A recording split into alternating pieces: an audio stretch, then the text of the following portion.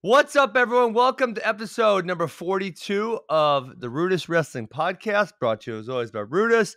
Matt, what's happening in Ohio today? Ben, what is going on? We're just settling in, getting readjusted after the NCAA tournament, getting ready we got a big weekend here at the company. Really? What's going on?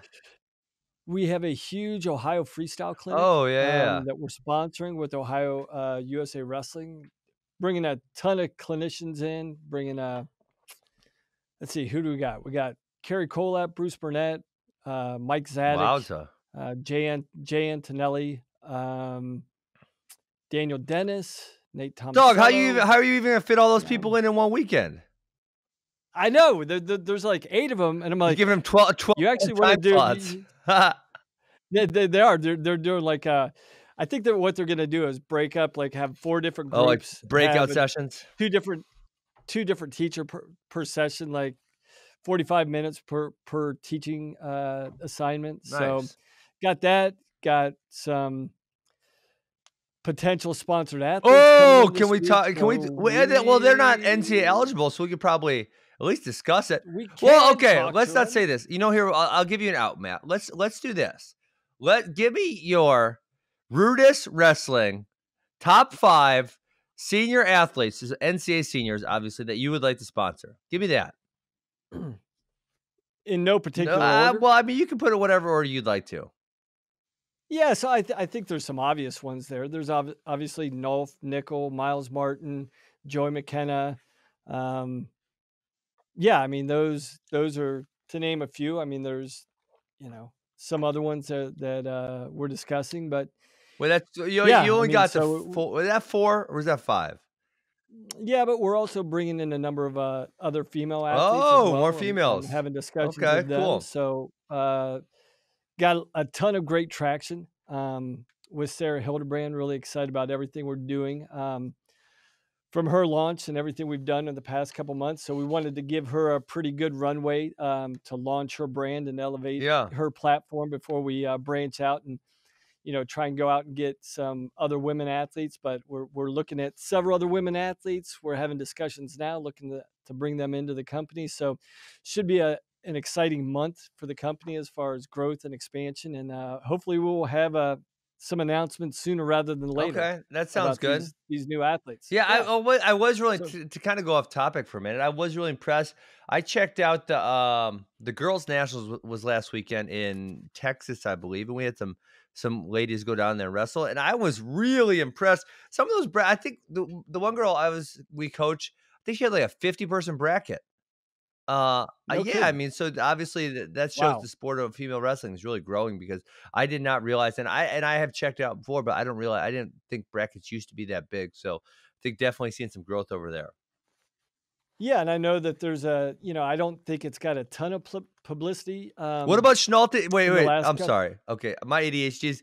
I cut you off. My ADHD's kicking in. Too. Yes, obviously Ashnault as well. You got Micah Jordan as well. I mean, there's a lot of, and for us, it's looking for the right fit. Some people, obviously, there's an abundance of wrestling talent across the board, high level wrestling talent, but we're also looking for a fit for the company. I mean, we pride ourselves in being the most authentic wrestling brand in the market, and we want to target athletes that are closely tied to our vision, our mission, and what we're trying to do as a company. So, and there's a lot of great guys out there, it's great because a lot of these athletes have so many options these days post their collegiate Not career, that many good ones, though. Not great ones, but it's probably a little bit better than. Oh yeah, 10 years ago, right? Yeah, way better. Way better.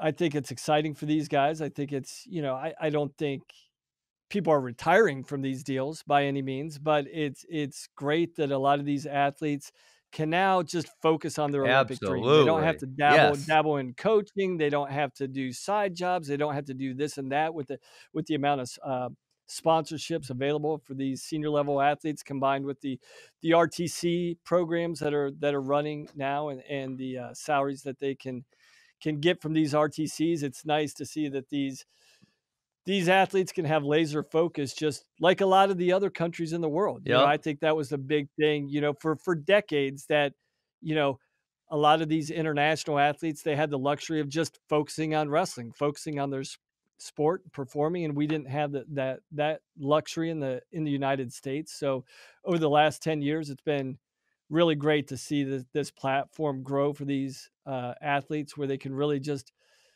focus in and zone in on seeing what their top end potential is. Yeah, that's awesome. Yeah. Oh, so I was going to get into, talking about our women a little bit more. I know this weekend out in LA, it hasn't gotten a lot of publicity, but there is a Beat The Streets L.A. So they've kind of split. It used to be the men and women both competed in the same event in New York in City New event. York Yes. City. But LA is actually doing a women's dual meet against India this weekend. So Really? Sarah will be wrestling in LA on the 31st against India. So going to be busting out a special singlet for her that we're excited about. That's cool. So is it a full dual meet? How many matches are there? Yeah, it's a full duel. I know it's a full complement. I don't know how many well, they're all exhibition matches, but I think there are a lot of the number one ranked women in the country against India's top ranked women. I don't know if they're having any age group athletes like they do at Beat the Streets in New York City. So not quite sure about that. I'm trying to look it up right now. I'm on the website. Okay, hold on. Oh, never mind. I'll give you an update if I can get to it. I'm looking for the card right now. Okay, so we were going to talk today about the kind of the team outlook going forward to next year. And I think that's going to be a lot of fun. I think that's something people are doing. And I think what you're going to have more next year is a lot more competitive team outlook. And I think we all knew going into this year, the way it shook out is man, no one was going to beat Penn State. That just wasn't going down. That's how it was all year. So I love the team race. I'm just gonna go out there and say it. It's one of my favorite parts of the NCAA Championships is the team race. So we didn't have one this year, so it made it a lot less exciting to me. But next year we will have a team race. Is that a fair? And really the way it played out, you know, I think we've gotten. I don't want to say spoiled. I think it's just it's a great competition to watch when you have so many teams so closely coupled together in the team race. But it seemed like by the end of Friday afternoon, Friday evening, there was almost clear separation between 1, 2, 3, 4, and 5. Yeah, that was weird, wasn't it? That was really weird. And in the past several years, I think for the number one spot, it's come down to Saturday night, which has been really great for fans. We hadn't had that for a long period of time. So having the team race come down to the final sessions where every individual matchup for the championship match had team race implications was really fascinating for the fans. We didn't quite get to that this year by the end of Friday night, but it was still, there was a ton of just compelling, fascinating performances throughout the weekend. Yeah, I would definitely agree with that sentiment. Man. So this going next year, Matt, I've been a hater, long standing hater. I did not think I was going to say these words. Iowa Hawkeyes will be your 2020 NCAA team champions. You were a big man, Ben. How do you feel about that? How do you feel about that? One, that's a big statement coming from you, but it's also a bold statement. I don't think it's that bold, man. But I think they've got what? They've got 7 returning let's just coming back next year. So I've read a lot of the forums. People are saying Iowa's going to find a way to mess it up. Blah blah blah blah blah. And look, you know, the one thing that I've been critical of is that they're not making guys compete with Penn State's best. You know what I'm saying? Like. But what they did do this year was they put a whole bunch of guys in the All-American rounds. And that's even Jacob Warner, who we've been critical of. He's still a 7th place finisher. Caleb Young still a 5th place finisher. Pat Lugo, 8th place finisher, right? So they put a lot of guys in the All-Americans spots. So what you're looking for next year, when you look at their lineup, Lee is back. DeSanto is back. 41, Murin is back. 49, Lugo's back. Caleb Young's back. Marinelli's back. Kemmerer is back out of injury. 84, I think, is their question mark. I don't know if they'll start a freshman, maybe Abe Assad or something. 97's Warner, and then Cassiope is going to be, an adequate fill-in at a heavyweight. So you got 10 weight strong. You got 7 of whom will be All-Americans. And I think when you're looking at it, is the other thing is we're not going to see anybody score 137 points this year. So 96 was second place at Ohio State. That's going to win it. 96 points will win it this year. So you're saying, for sure, if somebody cracks triple digits, the championship is I think theirs. Iowa's going to come really close to triple digits, maybe just right over there, and that's going to win them the team title. Yeah, I think it's all contingent upon, a lot of the seven All-Americans for Iowa were basically fifth to eighth. Correct. 5th to 8th. So for them to really bump up and really be a more credible threat, number one, this year, for reference, Matt, this year they scored 76 points for reference. Right. So you probably need at least half of those guys to make that bump up into the top 5, where scoring potential is a little higher, especially in the top 4. Obviously, Kemmerer coming back, 2-time All-American. Cassiope, you said was adequate. I actually think, although there's going to be a new infusion by young guys, we will also have graduations at heavyweight, because we'll have Desi graduates, Kassar possibly graduates, Derek White graduates, Hamida graduates. So 4 of the 8 will graduate. Well, 3, possibly 4 of the 8 will graduate. So, right.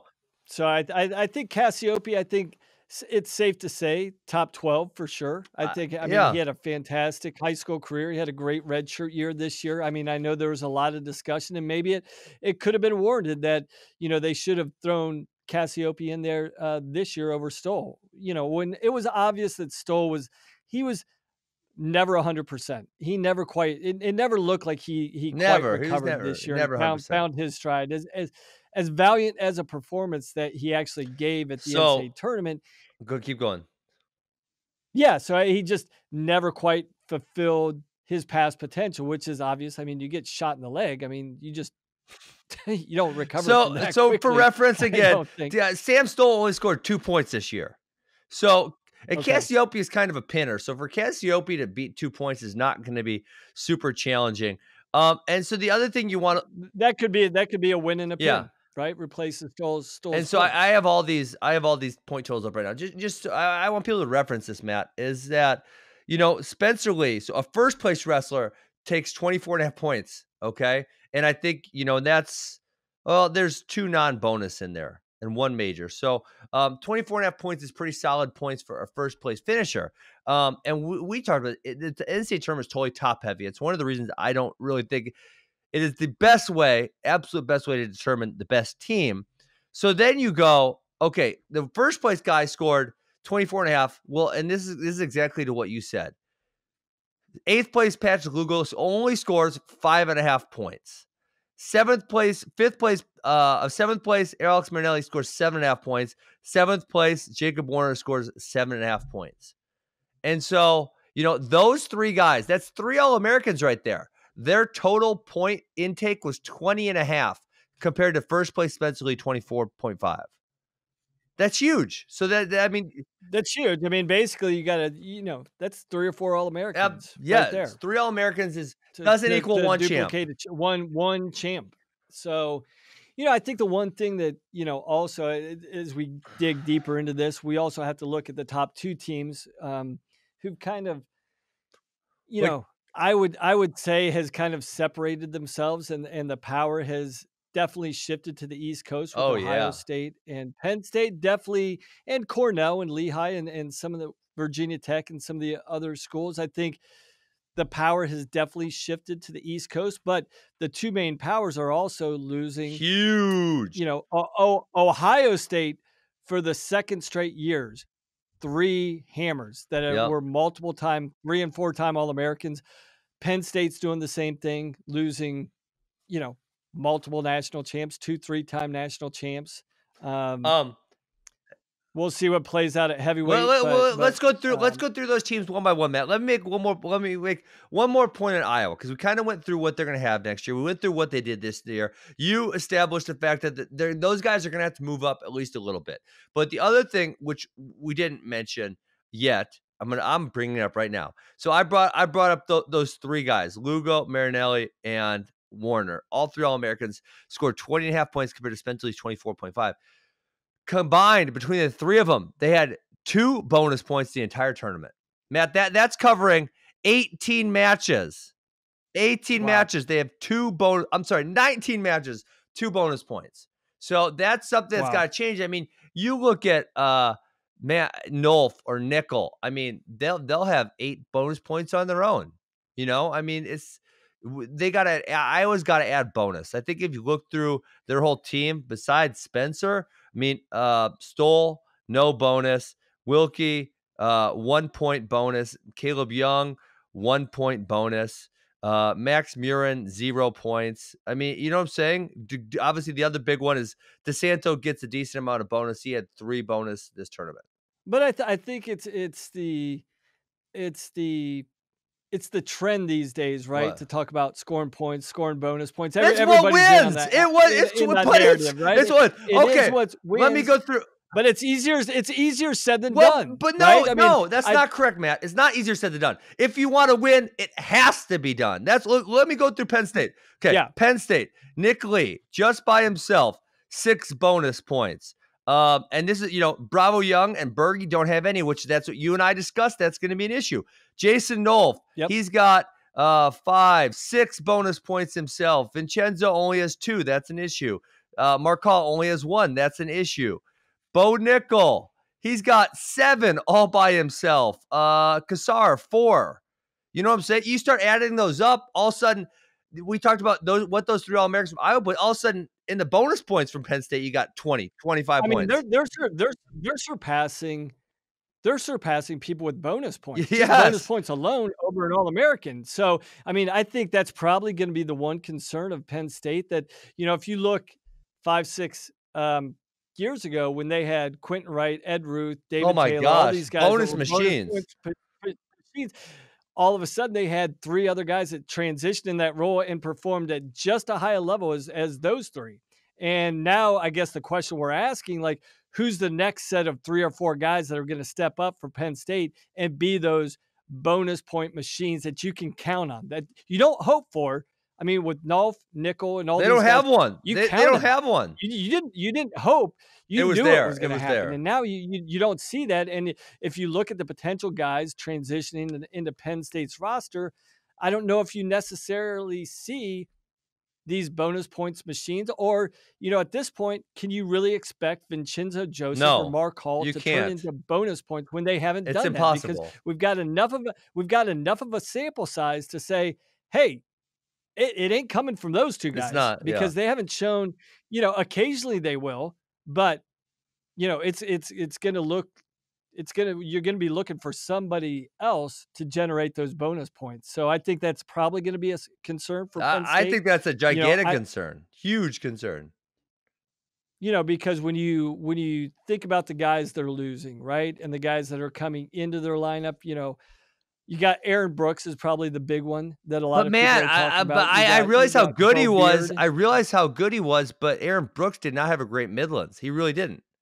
He did. But I think that's all the environment he's training in. He's at the Olympic Training Center. If he's in Penn State's room. Well, when's he getting to State College? When's he getting there? He should be. You got his plane ticket, later, right? You got his itinerary. Let me call up. Let me call up and see what's he better be going Maybe soon. I can ask a few guys this weekend. He's got to be going. Yeah, so I'm sure. Okay, quiz question for you, Matt. Let's. I'm going to test you right now. What place at the NCAA tournament would Penn State's bonus points have taken? Just a bonus. That's it. I counted them up. Let's see. I would say they're definitely top 20. 21. 21st. 21. Okay. So Penn State's bonus points would have taken 21st. I mean, holy moly. Wow. So, just comparatively to what Iowa did, it's 27 versus 11. I mean, that's 2.5 times as many bonus points that they're getting out of it, and that is huge. And I believe I haven't counted up Ohio State's, but Ohio State actually had. We were talking about the first couple rounds, a solid amount of bonus points coming out of their main 5 guys. They did. And so Ohio State's going to be losing another. So in the past 2 years, they've lost 6 multiple time All-Americans. Wow. And they've lost, let's see, 2 years ago, they lost 3 4-time All-Americans and a 3-time champ and another champ. This year, they're losing a national champ who's a 4-time All-American. They're losing a 3-time All-American in Micah Jordan and a 3-time All-American in Joey McKenna, right? Yes. So where are they going to make those points They're up? not. One, they're in trouble. You got Okay, Sammy wait. Sasso Do we want to go in. straight through the Ohio State lineup right now? Let's just focus on just Ohio State. Because I know my ADHD is going to kick in if we don't do this. Okay, go. So they you outlined who they lost: Miles Martin, McKenna, and Micah. Let me just add the points there, Matt. That's 17.5 plus 19 plus 19.5. Good God, Matt, that's 38.5, 40, 39, 56 points. Oh my goodness, that's trouble. That's trouble. Man. And so where do they make that up? So, excuse me. So I guess there's probably 2 different discussions that we can have. Yeah. One, just who's available to wrestle next year, because the other part of the discussion is potential Olympic red shirts, right? That could actually have a factor into the team. Well, so I mean, you got to think. Oh, are any of these teams going to be doing Iowa State? Iowa State. Iowa. If I'm Iowa, I'm saying let's go win it next year. None of you guys are taking Olympic red shirts. Are you insane? You're not doing it. So right, because the obvious one there would be Spencer Lee. There's no way I'm letting Spencer Lee take an Olympic red shirt. That's impossible. No, yeah. I mean, you're going to remove 25 points. Not going to do it. Your lineup. All of a sudden, that takes them down to 50 points. So all of a sudden, they're sitting at 50 points returning, and you put in Cassiope and Kemmerer, and you're basically back up to 76 again. Probably. Maybe if they're lucky. Maybe. If they're lucky. So that's probably going to leave them short of the overall goal of winning the title. So yeah, to your point, they don't have margin of error. I think Penn State. Wait. Let's stay on Ohio State. Okay. Yeah, so we got 20. So who are they going to put? Who are they going to put in next year? Pletcher, senior. Who's 41? Does Keyshawn go back down? Because in the last 2 years he's lost 2 wrestle-offs at 41 and 49. Does he go back down or no? I think he's probably going to attempt to, but I don't know if he's going to beat Sammy Sasso. Sasso that good? People are talking like he's the real deal, Bubba. He's the real deal, my man. Real deal. He is the real That's what deal. everyone's saying. I got to see him on multiple occasions, and I know there's always familiarity in the room, but I know that he gave Micah a highly competitive match. Yep, I remember that. And again, I mean, when you're wrestling in the room every day, there's a bit more familiarity than seeing someone fresh. But yeah, based on his other results, I'm not saying he's going to run at the same level as Micah right away, but he's got that potential. I definitely think he's going to be placing next year. So who did they put in at 41? Quinn Kinner, probably. Yes. Okay, Quinn Kinner. We haven't seen too much of him. So then, what about Jaden Maddox? How does he fit in? Can he beat Keyshawn? Is he on the bench? And then what about Rocky Jordan? Is he going to go up, down? Where's he at? I think that remains to be seen. I know that Rock got fairly big during his redshirt year. Mm-hmm. So I think he's at a weight where he can adjust. I mean, he's big enough and strong enough. I mean, he's put together. Yeah. I mean, he's very, very powerful. So 74, 84, he's going to fill in. Well, so he can't make 65 because obviously you have Ethan Smith, who had a really solid freshman year. And then, we have what we're saying, Gavin Hoffman's probably coming down to 184. Gavin Hoffman, 84. Probably you're going to see Singletary come down. Well, Colin Moore's got another year. Colin Moore. Singletary maybe in 2 years. Yeah, Colin. And then Then you've got Kirkley Yvette coming in. They'll probably shirt him. So, Matt, when we look at this Ohio State lineup, this is a lineup where I could say, if they have anyone, maybe a Colin Moore that they want to give an Olympic red shirt to, or somebody, they would be the team. Because they're not going to be in contention next year. They're not. This is the thing about Tom Ryan and all these top teams. It's not just Tom Ryan. It's the same way at Penn State. I think it's the same way at Okie State, Iowa. From here on out, it's like your 10 best go. I mean, the goal is not to wait and see. I mean, we saw that. We've seen that with Penn State several years running where they pull a guy out of redshirt just to make their lineup the strongest. Ohio State's doing the same thing. Yes. I think I would tell you if Kirk Leavitt is ready to go, they're going to put him in because really the title's up for grabs. I think it's going to be, again, we're going back to, the last several years where the team race is going to be totally jammed up and it's going to be really tight. So, when you have the opportunity to even secure, anywhere from 1 to 5 points, that could be the difference between, being on the outside looking in with a trophy or not. Yeah. Okay. So that's fair enough. That's kind of Ohio State's. That was kind of Ohio State's lineup. Really, they only have a couple All-Americans coming back. A few freshmen that they're really, really high on, and then a super recruit who maybe will get jammed in the lineup. But I don't foresee them. I think they're say a 4th through an 8th next year. I don't think they're going to be. In the team race. I really don't. So let's go to Penn State. You kind of brought them up a little bit. So we talked about how many points Ohio State lost. Penn State. Now this is okay. I'm saying they may not get Cassar back. We don't know what the answer is on that one yet. But I really think they will. They will. I think they will. I mean, we don't need to go into that, sure. But I think they feel pretty confident that that's going to happen. Rashid, not so much, but Cassar, I think they feel fairly confident they're getting him back. Okay, so between Nolf, Nickel, and Cassar, they scored 77 points. Holy crap, right? Wow. And that's where we talk about those bonus add-in, because the big three for Ohio State, which all did really well, scored 50-something, and these three scored 77. I mean, so what they're looking at, they got Nick Lee coming back, they got Roman Bravo Young coming back, they got Chenzo and Mark Hall, and then Anthony Cassar, possibly. So, I think that's your other top team. Obviously we'll hit Oklahoma State. Missouri's gonna have a good team. We'll hit them too. But they need to fill in some of these gaps. They really, really do. And the other thing, which we already brought up, is their next crop doesn't bonus like their previous 8 years. I mean, because we're not really talking that a Zane or a Nolf or a David or Ed, they didn't develop into bonus guys, Matt. They were bonus guys from the jump. I mean, it's almost like, do you think that there's like a gene for pinning or bonus points? I think it's more of a mentality. Maybe a funny way. I think it's more of a mentality, and I don't know why this next. What's that one saying, Matt?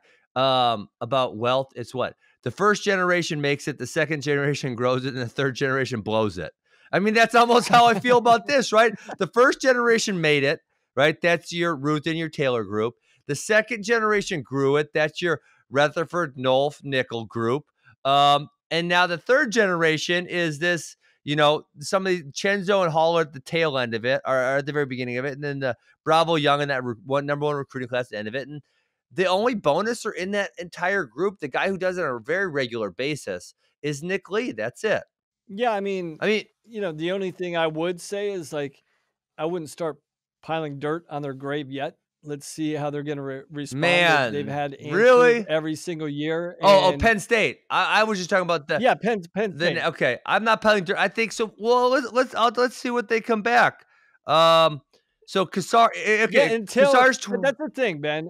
Until they prove us otherwise, let's give them a little runway to see how their lineup shapes up. I know there was rumors about the Kyle Connell from Kent State possibly going to Penn State. But he's okay. I'm not sold on him being great.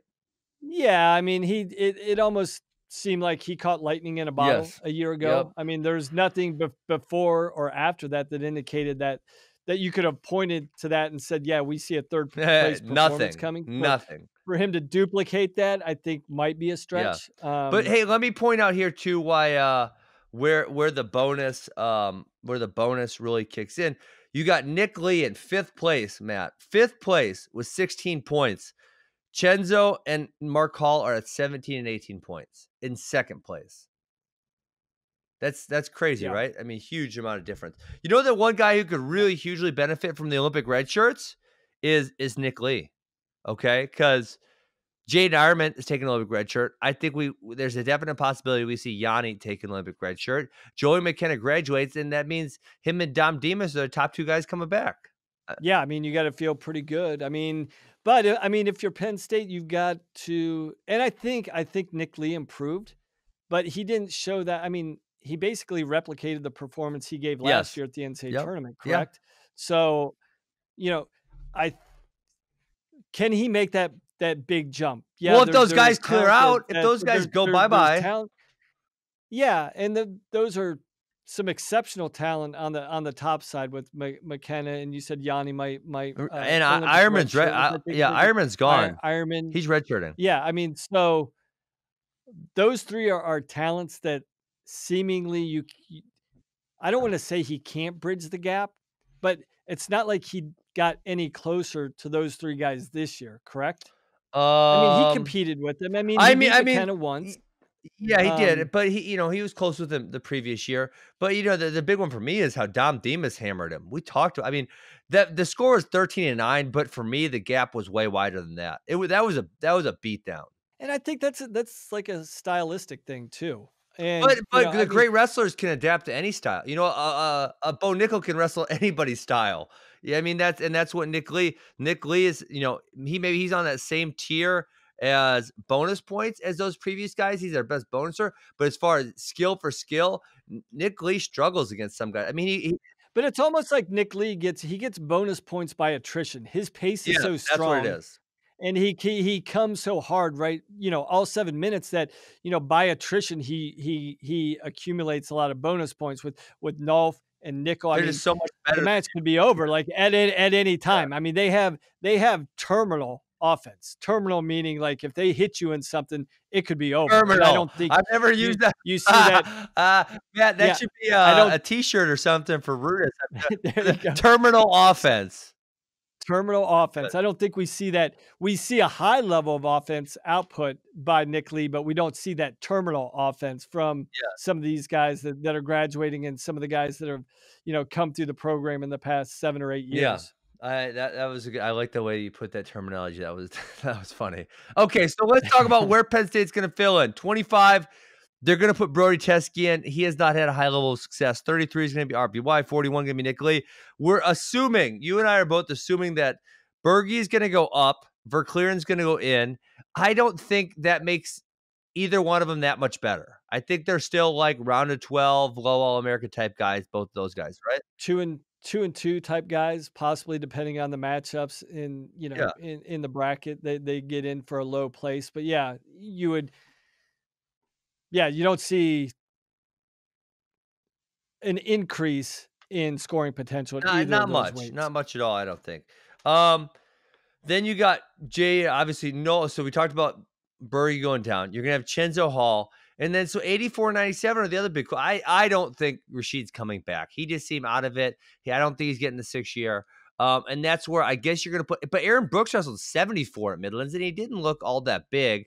So I guess maybe you're thinking he redshirts behind Mark Hall, and you put Michael Beard in. Said several times. Yeah, I mean, you've got Beard at your disposal. I know that there's been some rumors or discussion. You've heard it more than I have that Mark Hall. And Mark Hall goes up. Mark Hall potentially could go up to 84. Yes, I've heard that. Everybody tends to say he's small.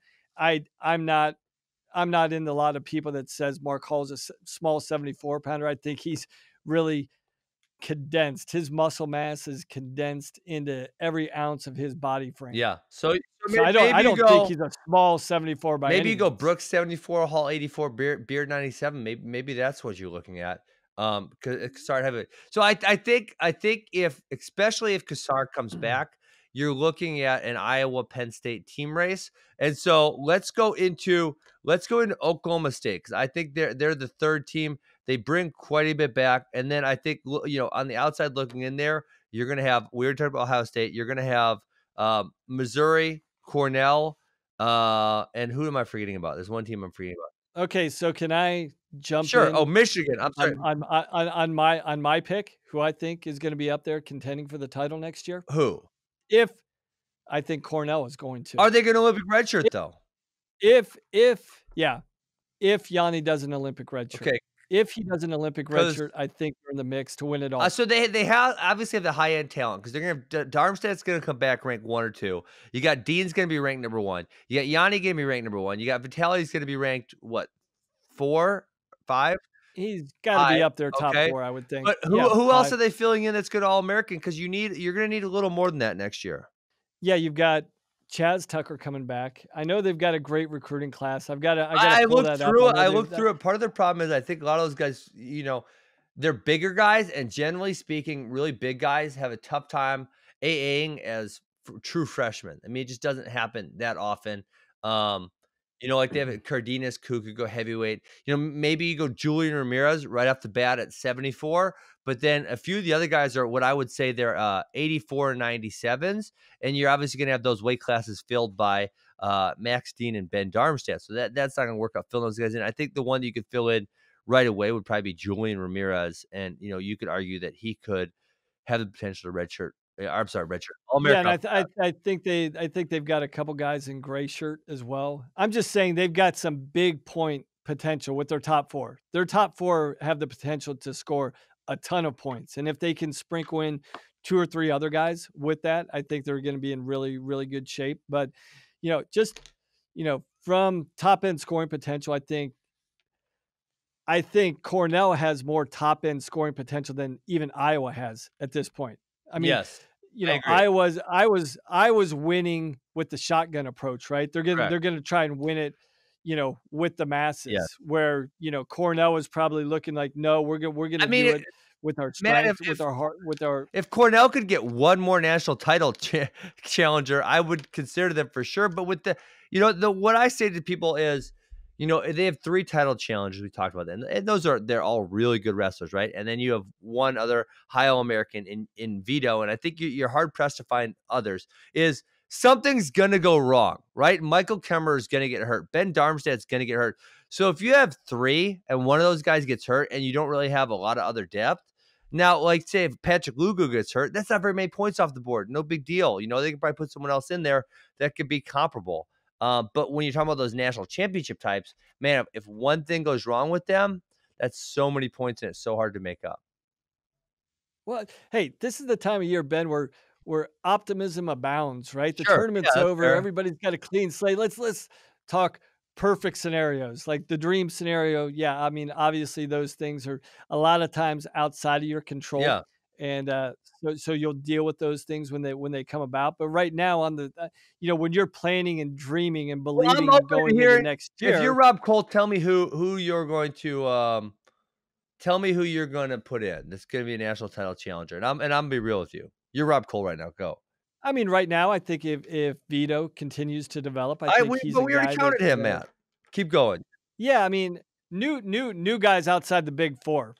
I'm just saying the big 4 that they have qualify and substantiate enough points that warrants them to be in the discussion. Now, we're talking about, Iowa's, those low placers have to bump up a notch, and Penn State, they've got to find some more bonus points. I'm just saying Cornell has the nucleus of talent to score some really big points to put them in the conversation. Now, what they're looking for is probably another 2 or 3 individuals that have placement potential, correct? And I'm not sure who that's going to be, but the one thing that Rob Cole and Cornell has done over the course of his career, he has been able to develop talent that seemingly comes out of nowhere. Like take Womack.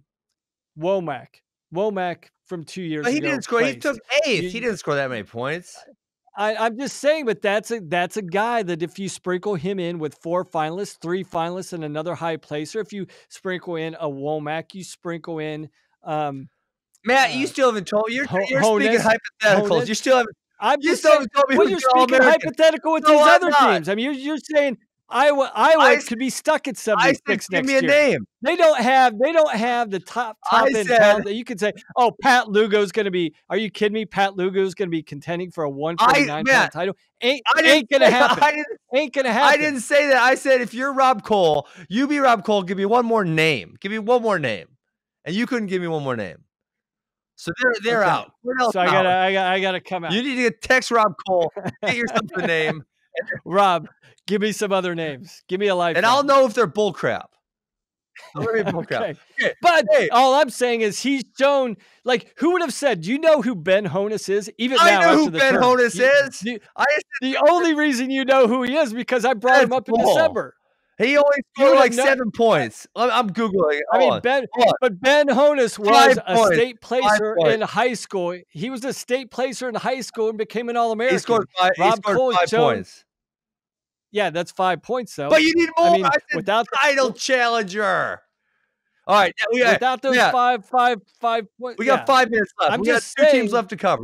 Okay. 5 minutes. We got to do Oklahoma State and we got to do Missouri. Okay. Oklahoma State. Missouri. So you're just bypassing Michigan altogether. Shoot. We got 3 teams in 5 minutes. This is impossible. You know what? I'm going to bypass Missouri for the time being because Jay Diamond's Olympic redshirting and they got a lot of freshmen. So we're going to say, I'm going to give them some time to develop, but I think they had 4 NCAA qualifiers as freshmen this year. They have a few more freshmen coming redshirt. They're going to be really good. They're going to be really, really young. Okay. Boom. So going through Okie State's lineup, does Piccinini have one more level to jump to? Because I thought he definitely jumped this year. He definitely jumped. He did. But the problem, make that last step. You and I talked about it. It's the problem with anyone who's got someone good at 125. Even Iowa, Matt, is the top 7 there are so good. They're all coming back. And frankly, you can see Sebastian Rivera beating Spencer Lee again. You can see Nick Piccinini beating Spencer Lee again. It's not impossible. So anyone who's got a 25-pounder who's expecting more points out of him, I think that's kind of that's a tough deal right there. Yep, okay, I agree. Dayton Fix. So Fix.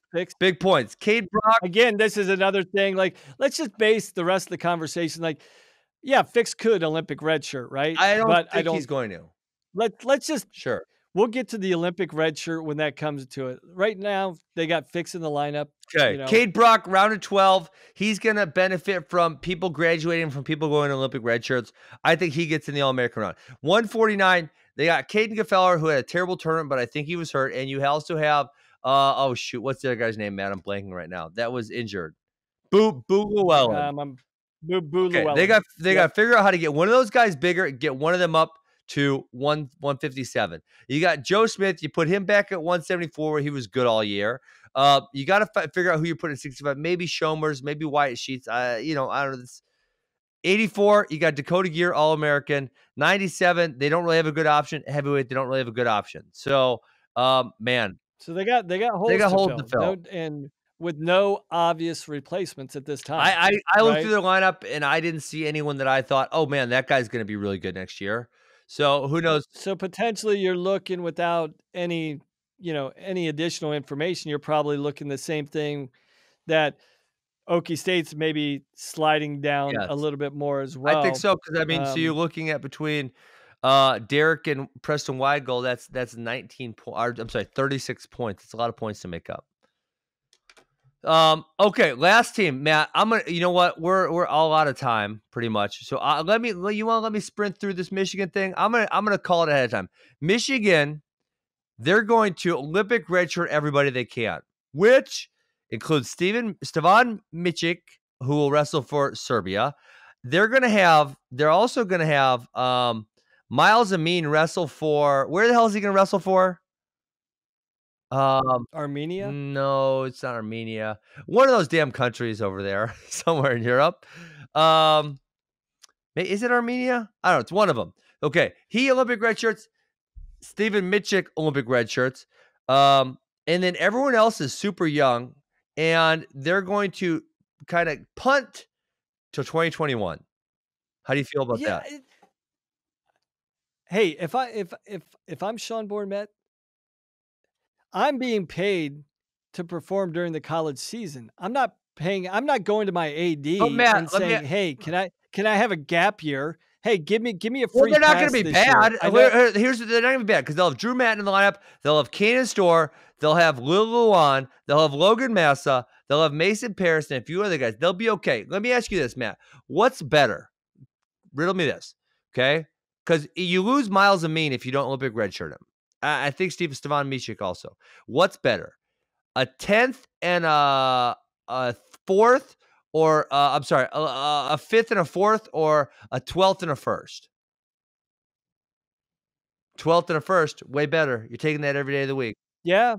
Yeah, but that's you're putting a lot of eggs in one basket, hoping that things go right. Sometimes that's what you gotta do.